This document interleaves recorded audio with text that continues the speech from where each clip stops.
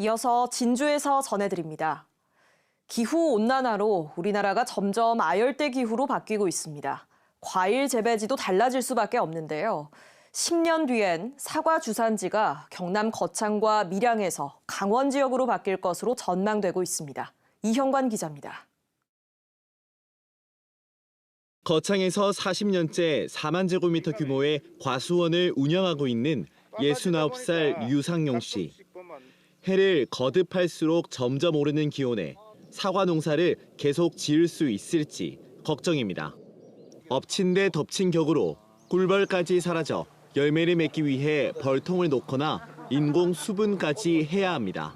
계속 이렇게 온난화가 되면은 분명히 이제 면적이 줄어듭니다. 들고 자꾸 하기 힘들어져요.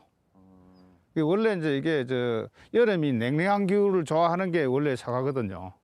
전국 5대 사과 주산지인 거창은 한 해 4만 톤의 사과를 생산합니다. 하지만 기후변화로 앞으로 거창 사과를 먹지 못할 수도 있겠습니다.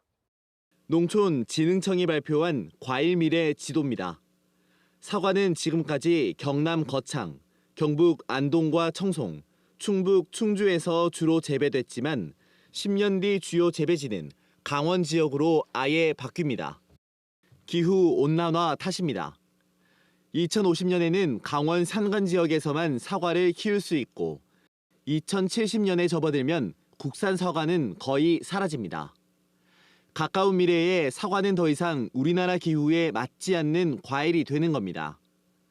남쪽 지역에서 주로 생산하는 단감은 50년 뒤 대부분 지역에서, 감귤 재배지도 점점 북상해 강릉과 속초에서 키울 수 있게 됩니다. 이는 온실가스 감축이 제대로 이루어지지 않는 경우를 가정했습니다.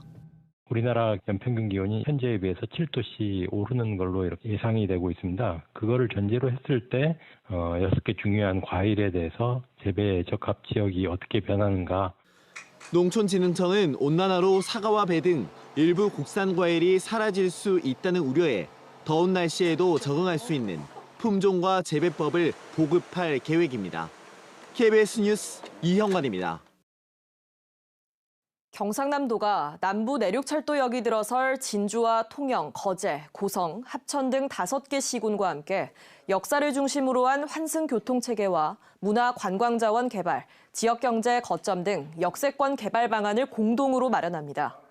또 올해 말 나올 용역 결과가 철도 설계 단계에 우선 반영되도록 국토교통부에 건의하고 토지주택공사와 철도공단 등과도 협의하기로 했습니다. 함양군과 쿠팡이 함양물류센터 건립을 위한 46억 원 규모의 토지 매매 계약을 맺었습니다. 쿠팡은 함양읍 신관리 17만 제곱미터 터에 720억 원을 들여 첨단 물류 장비 등을 갖춘 물류센터를 세울 계획입니다. 함양군과 쿠팡은 물류센터가 들어서면 300명 이상 고용 효과가 날 것으로 기대하고 있습니다. 거창군이 오늘 장애인 복합문화관에서 주민 등 100여 명이 참석한 가운데 장애인의 날 기념 행사를 열었습니다.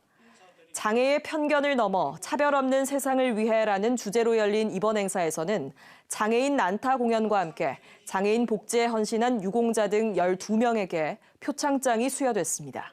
지금까지 진주에서 전해드렸습니다.